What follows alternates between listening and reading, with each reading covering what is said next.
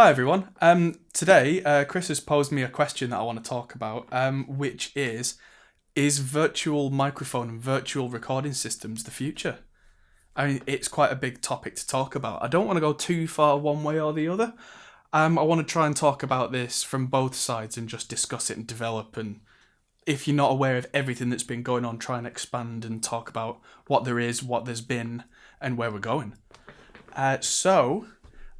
We began with virtual microphones and that whole kind of thing with the actually Line 6 Pod X3, which is something that Chris has or had for quite a long time. And one of the things about the X3 Pro was that it had XLR mic inputs with these virtual preamps. And at the time, everyone thought it was insane. They're like, what do you need that for?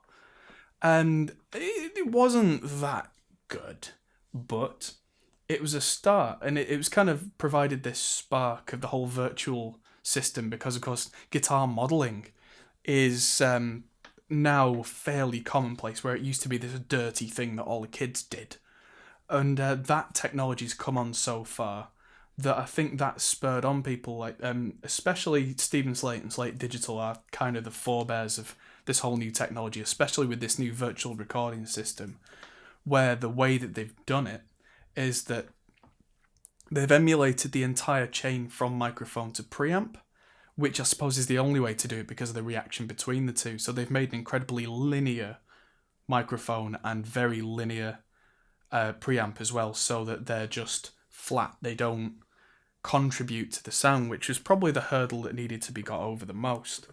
But the other option there is Townsend Labs are making a mic called the Sphere, which is really quite interesting that that's got two channels that go to the DAW that are the separate capsules, and they can model different polar pattern responses. But you can also turn the mic sideways, and you can press a button, and suddenly it becomes a stereo field, which is really interesting for maybe recording something like an acoustic guitar and making it sound a mile wide without having to try and get the microphones perfectly coincident. Or one problem that I find with, say, trying to get an XY pattern is there's a hole in the middle of the stereo field, so I end up putting my mics like this, which is again not ideal. But then mid-side is a completely different thing again, and instead of having mid-side, what if you just had one stereo mic? And it's great. So you could just say like, well, get yourself a Royer stereo ribbon or something. Yeah, that's great. But then I've got one stereo microphone that cost me an absolute bomb, and if I don't like the sound of it on that particular source, tough. That's what you've got. So how about if you could then change these microphones to be like a U67 for that warmth, U47 for that real kind of in your face, or change it to ribbons or even dynamics if you're feeling crazy. But there's so many applications to this new virtual recording system. It's going to change almost everything. One thing it's not going to change is the skill that's needed to place a microphone properly, because something that you won't be able to change later is where the microphone was at time of recording. So that's something that the engineers are still going to need to be able to do. Even if there are no real microphones in use, they are still microphones. They still pick up the source that's in front of them, and they will still be affected by that movement. So, like, something we were talking about was if you're reamping guitars, you can pick an amp, obviously, but what if you could also pick the microphone afterwards? Say you've had a reamp from someone that used a virtual microphone instead of a set mic, and then you decide, I like the cab, but what about, maybe it was an SM57, maybe I want a 421 there, or a U87, or what you can do is you can split that track and mult it so that you can have multiple microphones in the same position and blend them, which is something we've never been able to really do before. And not without having multiple microphones and really screwing around with them, getting perfectly time aligned and phase aligned, and that can really take a long time. So how about if we just didn't have to do that? One issue is, like I said, you can't move the mic around, but what if again you use something like the Dynamount system, which is that motorized mic stand, and instead of having something like an SM57 on it, have a Slate VM2 virtual mic on it, so that you can be in the control room with the reamping guitar blasting through in the live room, and you can just sit at your desk, move the microphone around to where it sounds right with, I don't know, a vintage SM57, because that's what everybody knows, right? So you find a good tone with that.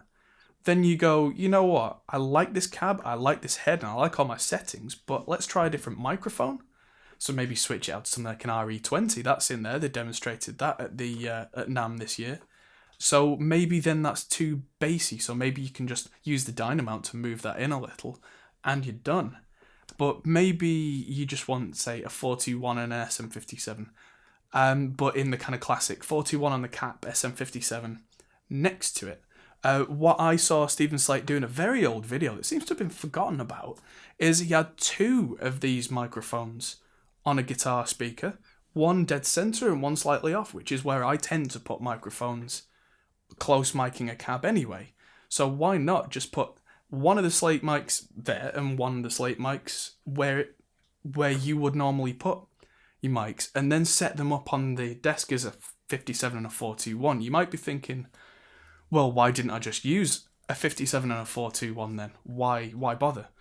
But then you can, if you change your mind, quite often if I've got multiple stacks of tracks, later on I might say to myself, hey, wouldn't it have been nice if instead of the 57 I might use an Audix i5 or something like that, just because it's a different tone on another layer of guitars. It helps it cut and helps them stand out from each other. And what if I could just do that with a click of a button?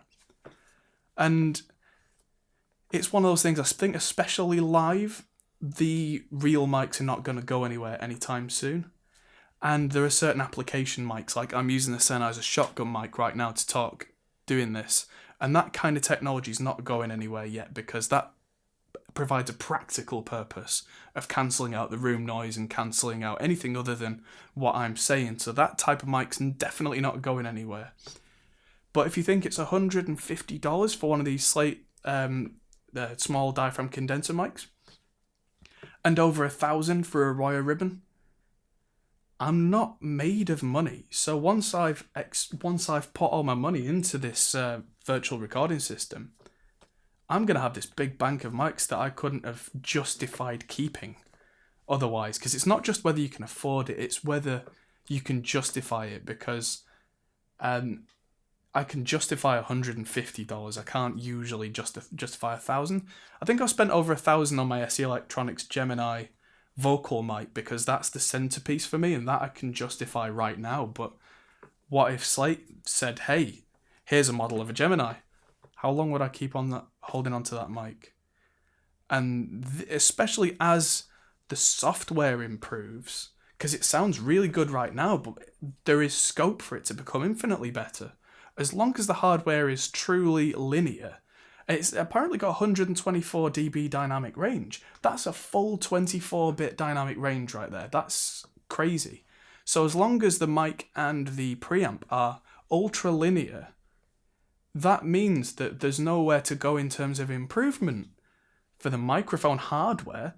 So the software, because software always develops, when this version 2 comes out, version 3 in the decades to come, you can go back to your old recordings and make them sound even better without having to use any kind of restoring technology. It's just the hardware will have been, in theory at least, the hardware now is the be-all and end-all. It's going to be interesting seeing what improvements there can be in the future, if any. So let's look forward to that. Thanks for watching. If you found this interesting, hit the like button and please subscribe to the channel. It really means a lot to us. Consider looking at our Patreon page, buy us a beer. It's really appreciated because that helps keep the lights on actually as much as it's buying us a beer. Thanks for watching and I'll see you soon.